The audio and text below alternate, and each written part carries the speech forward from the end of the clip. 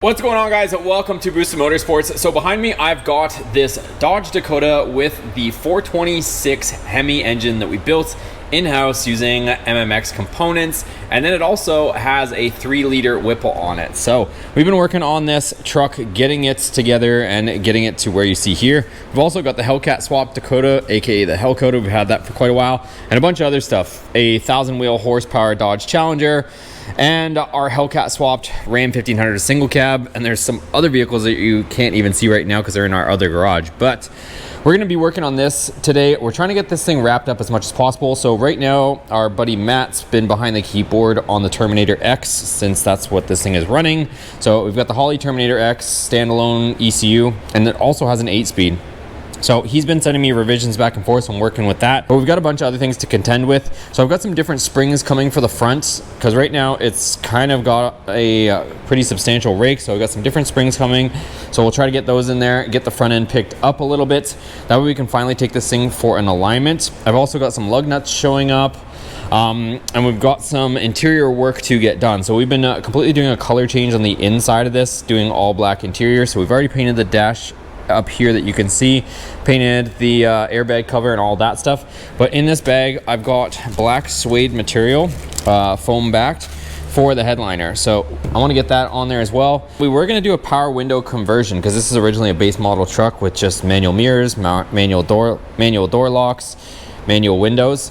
But we were having a bit of a time trying to find a single cab harness and the body module so that we could have all that working. But for now, we're probably just gonna plastic and vinyl paint the door cards. So it was originally beige inside, as you can see here, but these are the manual window ones, so they've got the spot for the crank windows. So I got to get these cleaned, degreased, and then paint these black as well, same as the dash. So got a bunch of stuff to contend with, so let's just dive straight into it and see how much we can get done. Some other stuff as well, I got an upgraded fan coming, because this is just a cheap little fan that we were trying to see if it would work. So I got a bigger, really substantial fan, even though this thing is now staying cool. I want to do that. I also want to switch out the thermostats. We've got a Motorad 180 in here, but I might go to the Mr. Gasket and go with that. And I also still have to figure out our AC lines and our transmission cooler line. So I've got some fittings coming to adapt it to the radiator, because this radiator has an internal transmission cooler. So we'll probably try that. As long as everything can stay cool, then it just keeps everything in a more compact, concise format. But I also have to get the AC lines from A to B, so I got to figure out what we need to get that done to link it into the AC compressor. And that's why the wiring is still kind of dangling a little bit, because I still have to wire in our AC system. So lots of stuff to get done still, even though it's running and moving under its own power truck. We still got a lot of ways to go and a lot of stuff to get done. So let's just get straight into it. All right, so here's the headliner. I'm gonna go ahead and we'll start taking this off and get all the foam backing off of it. So here's the old headliner off, and then now we just gotta remove all the old foam. All right, so I just got the piece of foam backed suede laid out here. I got it cut to size, and then we got all the old foam removed. And then there's these little plastic things that were hot glued on from the factory. You can kind of see right there. So I'm just gonna go ahead and hot glue them back on before we get to spraying our spray adhesive and getting this thing all into place. Okay, so here's the plastic things I was mentioning. So this one had completely popped off, and this one was just barely hanging on. You can see they used hot glue. So it's got some, I haven't used like glue sticks in forever, but Gorilla Glue actually makes these glue stick. So I don't know if it's any better, but we'll see. Either way, it's the same way that it was on there before. So I'm kind of curious to see if these modern day glue sticks are stronger than ever. But anyways, those are on. Let that dry up, flip it over, and then we can get to getting the new headliner on. All right, well, I was gonna start filming it, and then ended up having to run to the store to get a second can of adhesive. So spray adhesive, went through like a can and a half at least, almost 2 cans of it, just because I wanted to make sure I had a ton of glue on here, because especially down here in the south where we're really susceptible to high heat, you always see everybody's factory headliner sagging. So this is all on here. I haven't cut out the openings yet. We might try to not do the front ones. I don't know if it's going to hold itself up. The eyelets at the front for the sun visors are what kind of holds this, but we haven't wrapped those yet, so I might try putting the headliner up and seeing if we can get away with not putting the front ones, but chances are it might fall down without anything in the front. Still got to cut out the back ones, the little hooks, and then also the light for the back, so we'll get those cut out. But anyways, the headliner is on. We've got this nice foam suede on here instead of that ugly stuff that was all tattered. Okay, in order to put the headliner back up, next thing that needs to happen is all of these tan pieces need to get painted black, at least the ones. I'm gonna try and put the back little hooks on the back and the back light. And like I said, we'll see what we manage on the front, but at least get these ones in here and see how it looks. Okay, so I've taken this apart, and now we'll go ahead and paint these black so that we can put the headliner in the morning, and also we'll end up upgrading the bulb for the cabin light to an LED instead of this thing.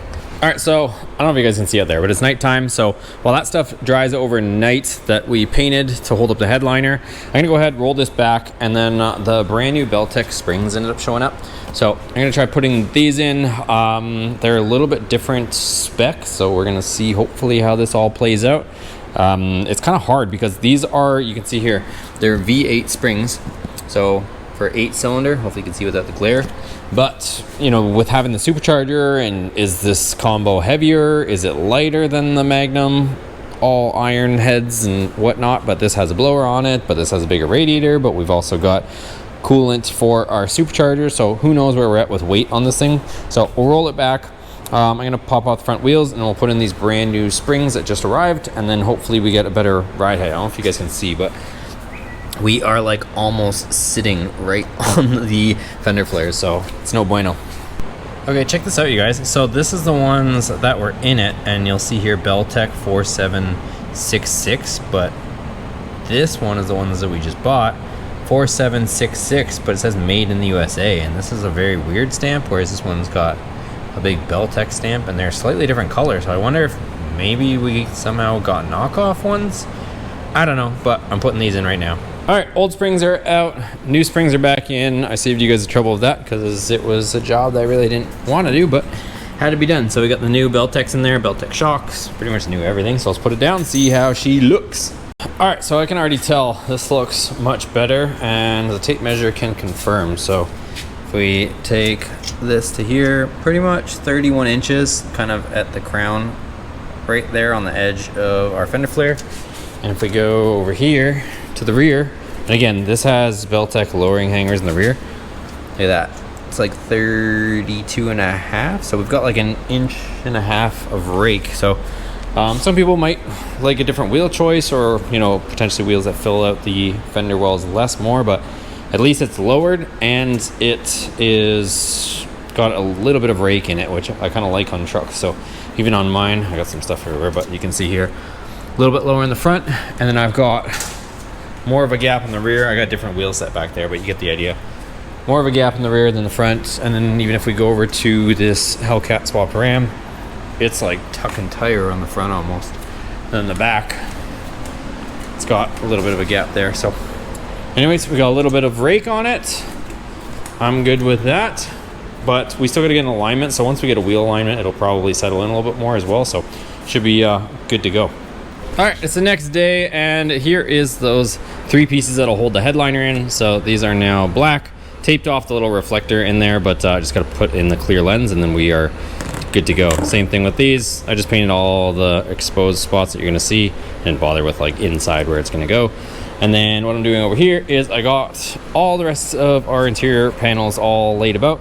I'm degreasing them, washing them all down. These ones are already drying, so we've got this here, and then these are some of the original AC components. We're gonna start working at some point on the AC system. We're gonna have to fabricate old with new and get everything working. So I'm trying to see, it looks like I'm missing a few pieces. This stuff was already removed when we received the vehicle, so I might have to source out a couple small things. Either way, we're gonna have to replace the dryer, but I kind of just wanted to map out with the lines, see what it's supposed to have, and then see what we're gonna do, or I guess originally supposed to have, because what's supposed to have doesn't exist. So here's all these pieces here. I'm gonna go ahead, degrease them, and I've got one seatbelt over there. There's not a whole lot I can do about the seatbelt without sending these off. They're like a charcoal color, and I don't even know even if sending them off would do a whole lot, because you're still gonna be left with these pieces on here that are charcoal, like the buckles and stuff. So it's kind of only so much you can do with that. I guess technically you could maybe tape them off, but I'm not no expert painter by any stretch. I'm just trying to get things looking good. And then this stuff's probably gonna end up going to like a place that specializes in interior later, but for now we're just trying to get it looking all uniform. So let's get the clean in, and then once all the stuff's dry, we can get to painting. All right, so it's the next day, and I just started painting a bunch of these pieces. So we got all these painted, And then I'm working on these right now. It's gonna be a little bit hard to paint inside here. Technically you could separate all these, but it's all plastic welded on the back, so I'm gonna do my best to see if we can get this in here without completely dismantling these things. So I know these door cards are gonna end up getting reupholstered and stuff, so I'm not too worried about it. So as long as I can do as good of a job as possible. What I did do is take out these little lock sliders because they have these little orange plastic pieces, so I'm gonna try and maybe pop out, it looks like I can maybe pop out the orange piece and then just paint this, and then re-pop in this little orange piece for when you slide the lock over. So anyways, let's get to painting, see how this looks. So these are all degreased and cleaned. So I've got some mold forming on the driver's armrest, I guess from people's arms for whatever reason. This one doesn't seem to have that growth on it, but that's what it is, so let's do it. All right, guys, so several days later, it was actually the weekend, so I took a little bit of time to deal with some of my own projects for once. So here's the Batmobile. We've got the Corvette Z06 because I'm actually going to Sebring International Raceway this coming weekend with it. So pulled it out of the trailer, and I ended up getting the ABS module rebuilt, which I didn't film. It wasn't that exciting, but it is exciting in the fact that the brakes are going to work better than ever. We're going to be at the racetrack this weekend, and I think I might be taking the RV there. What I'm working on right now is, you'll notice that I do now have the radiator shroud off. Reason being is we ended up getting the fan shroud on there, and we ended up making the brackets, if you guys remember. But the fan that was on it was just this little cheap no-name fan. Wasn't that expensive of a fan. Could it work? Probably, but this vehicle is going to be in extreme temps down here, down in South Florida. And I don't know if this fan's going to cut it. This little fan is tasked the duty of cooling an almost 7-liter engine. It's a 426, so just shy of 7 liters. Also has to cool the supercharger cooler that's on top of that. And then in front of that also has to cool the AC condenser. So this tiny little fan, I think in extreme temperatures, isn't going to keep up.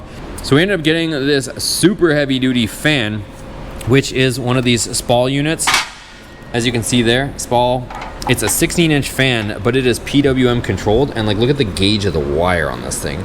This is a serious fan, and what PWM means essentially is it is a variable rate. So it's got a module in here, and with the Holley, we can actually command it to give us the amount of airflow that we want, all the way up to about 2,500 CFM, I think is what this is rated for. So that is going to give us plenty of cooling. This thing's going to sound like a jet once it's on full chooch. But in order to fit it, it's a little bit thicker. So I have to reconfigure the fan shroud again. As far as delays go, you know, maybe I could send out to get one custom made because nobody makes a fan shroud for this. But I actually figured out if I turn this, it's the right height that I need, but I'm gonna have to redo the brackets again, so that's why that's off. But for now, as long as I put the fan in front of it, it's not too hot out right now, but that gives us enough airflow to be able to test things. So right now we're on like the 23rd revision of our tune from our boy Matt Sanford, but he's got things dialed in, got some custom tables in there, because who else has put a 426 with a 3-liter Whipple inside a Dodge Dakota? So we're having to tune some stuff, and you know, a huge Demon 170 throttle body. But what I want to do is, I've got a bunch of these interior pieces kind of kicking around now. So we've got the brand new headliner wrapped. I want to put that in just because I've got pieces all over the place and I'm having a tough time trying to find safe places for them. So headliner I can put in. I'm also going to put on the door panels since we're not doing the power door conversion at this point. So let's get the headliner in here, get that up and secured. That way I don't have to worry about it. It's going to be, you know, safe up there. And then we'll also put on the door panels. And then I got to do, I think, a couple things before I can put the carpet in, but I would like to get the carpet in there and get that situated as well. But let's see how far we get. Headliner first, and then door panels. And I don't know if I've shown you guys, but this is how the door panels came out. They've been drying for several days now. They came out really, really good. If you guys remember, they were tan color before, and now they look brand new. All right, another thing I want to do is, these are the window seals. They're extremely dusty. It looks like somebody wrote on them. I don't know if maybe everything's just getting cleaner than I remember, but I don't know what that is. I don't know if that says sill. Somebody wrote on this, so I don't know. But anyways, I'm gonna clean them, and that's what we got, so I'm putting it on. All right, so check this out. Door panels are on. I still gotta put some of the hardware on, and then obviously put the crank window on there. like I said, we're going to try to source out the parts for power windows, but right now our goal is just to get this thing running because it's been too long. Other thing I'm doing right now is just doing some stuff with the interior. I want to try to get the interior to look kind of more like an interior. So what I did right here was, this is the wire that has to go back to the reverse camera to the back of the vehicle. So rather than drilling new holes or messing anything up, I just went through the grommet that was already here in the floor for the parking brake. So we followed that, and then for now I'm just going to button this up and just wait till we get the vehicle up in the air, and then I can run it along, probably similarly to the parking brake, along the frame rail, and then we'll go to the back there. But the reason why I wanted to put that in there is because I do want to try and get the carpet in here. So there's some things that have to happen before the carpet can go in. You'll see here is the middle. So we made this bracket here for our Challenger center console, and what I do have to do still over here is I painted the kick panel that goes there in the center. That one I actually have to drill out a hole for the locating pin on the Challenger center console. And then you'll notice here what's in my hand. This vehicle originally didn't have a glove box light, but since we had that parts Dakota, it had the switch in it for the glove box. So I just put a brand new LED in it. The other thing too that you'll notice, or you maybe won't notice, but I'll point it out, this seal here is missing. And then I could not find this seal right here. So somehow that got lost with the body shop, but luckily I've tried looking everywhere for it. I do not see either one of those seals on both sides. So I'll show you guys over here too. So this one's missing, and then this exterior one here that clips on here. But luckily we have not gotten rid of the parts Dakota yet. So we got the parts Dakota out here. And I just checked, and it still has both of those seals, so guess where they're going to come from. So we're going to take this seal off here. This one's a little green looking, but try to clean it up a bit. So we've got that one there, and then these ones just pop off just like that. So there we go. We've got one weather stripping seal for there. I'll take the same off of both sides, and then hopefully we can put them on the vehicle. So besides that, I'm also getting the glove box in here. So like I said, we're going to put this in here. So now the glove box will have a nice LED instead of a crusty little light. Look how bright that thing is. Holy moly. Got a little disco in here. Hopefully it's got enough power. Let me try flipping it, make sure we're good. Okay, so it doesn't seem to matter what type of LED I put into this thing. This thing is just strobe lighting. So for now, just going to have to keep the little boring bulb in there, I guess. There we go. There's a little halogen bulb. For whatever reason, that seems to be happy in there, but at least it's a bulb.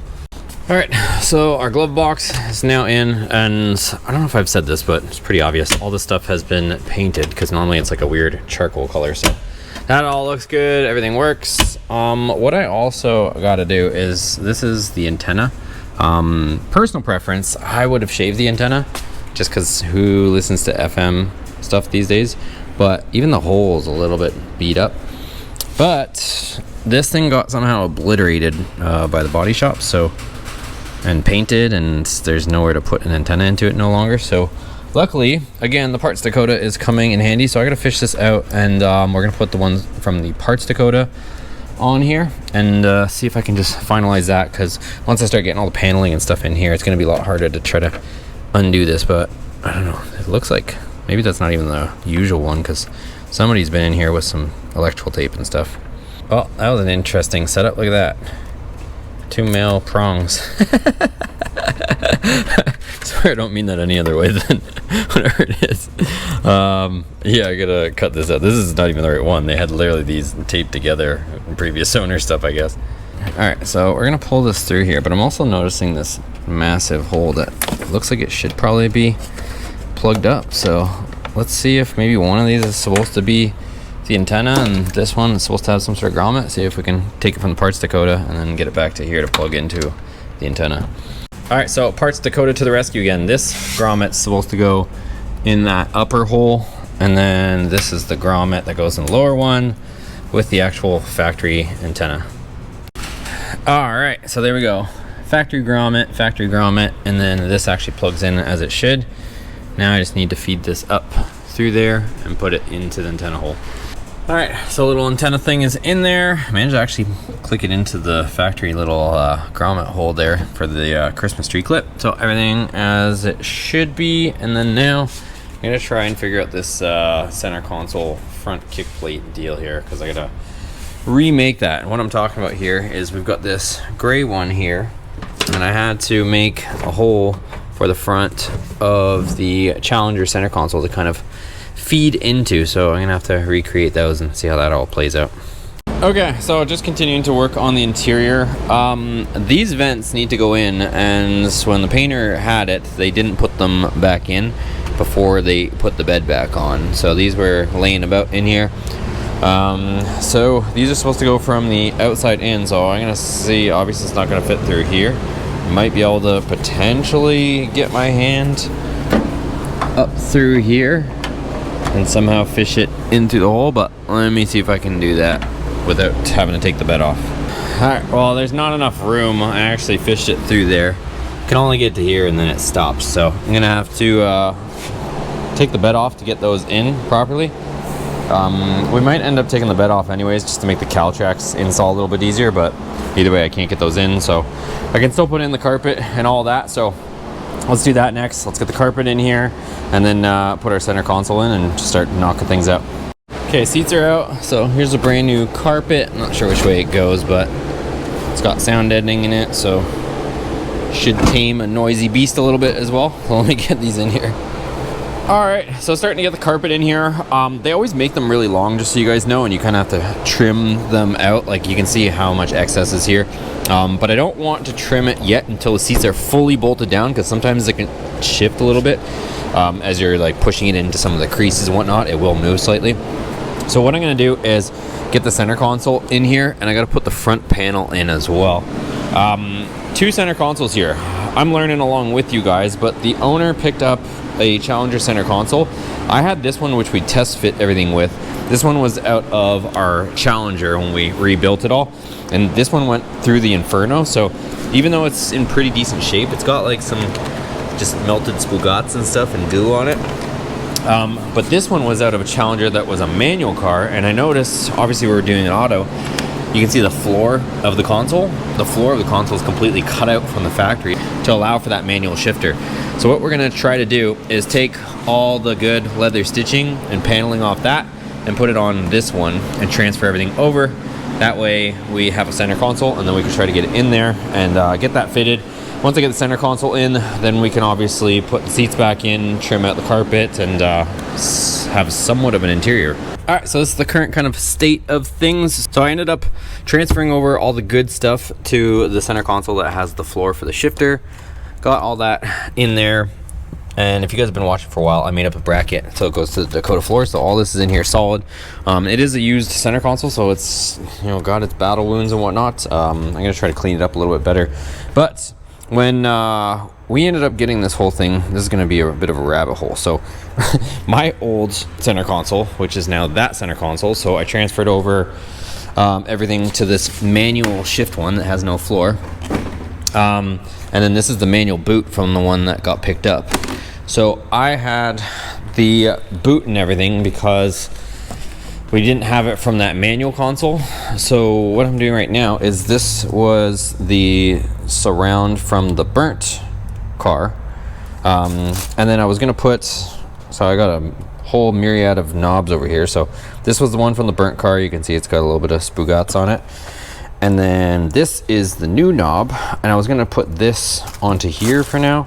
And now I gotta put this knob into this thing with this boot so that we can put this in here, and then I clean this up a little bit. Again, some of the stuff can be upgraded later, but that'll go into there, and then this will click in. So, and then here's our shifter. So shifter will go underneath all that, knob on top of it, and I'm trying to get all this sorted out as well. So let's so let me get this onto there, and then we can put the shifter in the car and just continue on. All right, so I got the brand new knob with the brand new boot clicked into this piece here.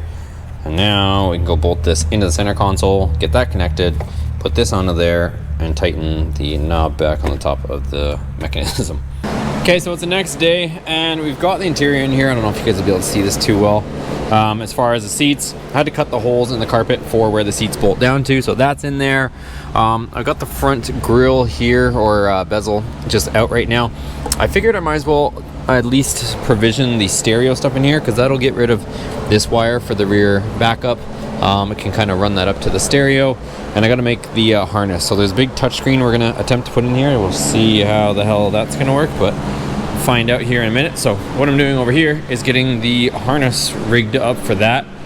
So here's the stock stereo, and then here's this massive touchscreen that is apparently going to go in here. So we'll see how this works. I don't know if I think this is going to end up blocking all the climate control stuff, but we'll find out. So this is the head unit for it, and then like I said, that's that. So let's go ahead and kind of see where everything lays, and I got to get the wiring so that we can get that in there as well. Damn, there is a nice clean job. So we've got heat shrinked crimps in the middle. There's the adapter, goes from Chrysler to whatever this thing is. So this thing has like 300 antennas. I'm not going to install half of them because it's like 4G this and 4G that, and unless you're maybe hooking up a cell service like with a SIM card, which I don't think is going to happen to this. Those don't have to go on. Probably just put the GPS antenna in there and then the microphone and call it a day at those two. I think that'll be plenty sufficient, but for now, let's get this in here and see if it potentially boots up. I still got to hook up the reverse camera and probably the trigger for when that is to switch over, but let's at least get it in there and see what kind of thing we got here. Okay, I just plugged this in. I don't know if you guys can hear this, but some sort of Chinese music coming over the stereo. The key is out.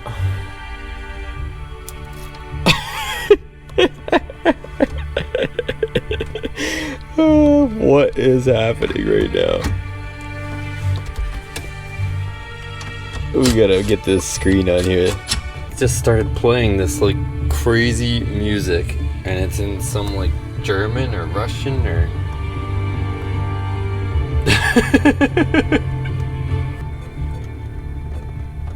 let's see. Oh, it is. Look, Moscow, Russia. I knew it. Okay, so I don't know why this is on when it shouldn't be. Let's see if I turn the key on. Clearly it's not paying attention to our... Okay, so we got some sort of wiring to do.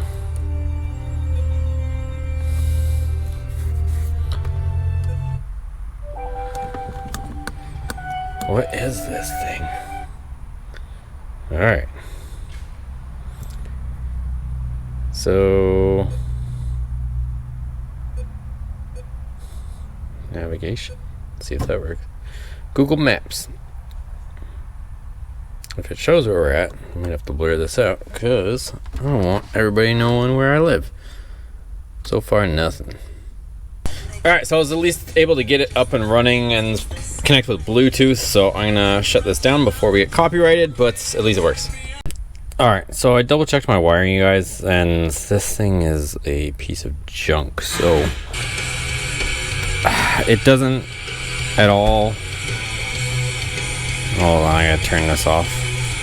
Alright, so it's not at all responding to the accessory wire, so meaning that it's gonna stay on and kill the battery. So essentially you gotta rewire it differently than you would wire any other stereo. So I don't know, we'll see. I was hoping I could just hook this up and be on to the next thing, but this stereo is turning to be into a project of itself. So I might just put it here just for, like, I don't even know what it's doing right now. Alright, so I hooked this thing up to Wi-Fi at least, so it's doing a little bit of something. What I had to do was the constant power. If you hook up the constant power to it, it just stays on. So what I had to do is switched power. I have to feed that in through what should be the constant power and the switched power, and then I can actually get it to turn on and turn off with the key. So like I said, just on these cheaper units, it's kind of just what happens. So that's the deal. If I try to wire it up the way you're supposed to wire it up with having a constant power and a switched power, it just stays on 24/7. So I have to wire both power leads through the switched, which is what I'm testing here with the jumper. And now when I turn off the key, the unit turns off, and then when I turn the key on, the unit boots up. So I'd rather run it this way anyways, because I don't trust this unit. I'm pretty sure it'll kill the battery. So we haven't had any battery drainage issues so far with the Holley Terminator X and everything else, but this obviously is a screen and a little computer in here, so it's going to take a lot longer to boot up. But Holley's already ready to go, or as this thing is doing its little whatever this joying thing is doing. So let me rewire that way at least this thing turns on, turns off as it should for now. All the other functions and features, we'll have to leave it for now, but let me rewire that, and then I can install it. It's got YouTube and all sorts of nonsense that you definitely don't need while driving a 1500 horsepower truck. All right, so check it out, you guys. So interior is mostly all in. I still have a lot of stuff slightly loose, but check it out. So we're just watching the SpaceX launch over here on this big, huge screen. It's pretty cool. So this is a touch screen, the Holley with the Terminator X. So this is all a touchscreen digital dash. Then we've got this. This is all touchscreen as well.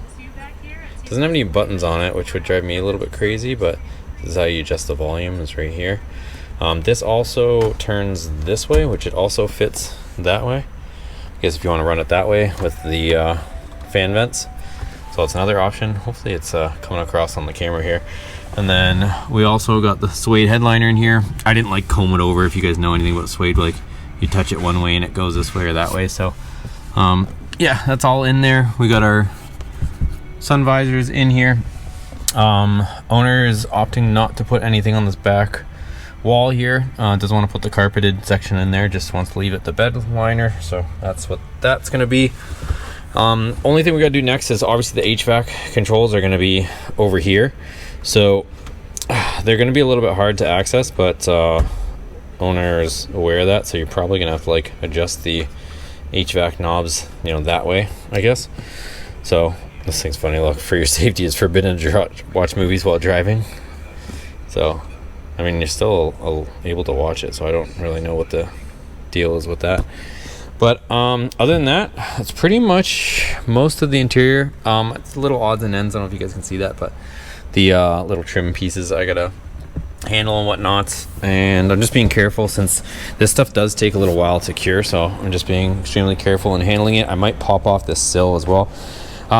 Other factor is the seat belts are still that charcoal color. So now that we've made everything in the interior absolutely black, it's looking really good.